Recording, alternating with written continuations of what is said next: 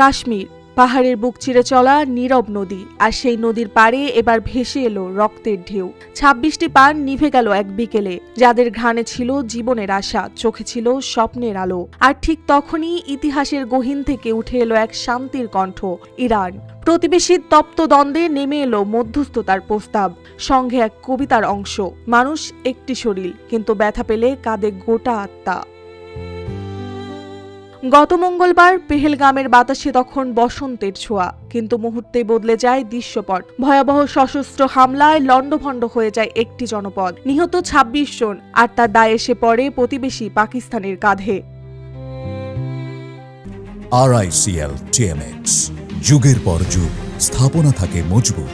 ভারত চায় শাস্তি, সিন্ধু নদের প্রবাহ যেন এক ফোঁটাও না যায় পাকিস্তানের দিকে, সেই বার্তা স্পষ্ট করে দেন দেশটির জনশক্তি মন্ত্রী। বন্ধ হয়ে যায় ভিসা, সীমান্ত ক্রসিং, পাল্টা জবাব দেয় পাকিস্তানও। আকাশপথে ভারতীয় বিমান প্রবেশাধিকার কেড়ে নেয়, বলে দেয় কেউ যদি পানি আটকে রাখে তাহলে সেটাই হবে যুদ্ধের ঘোষণা।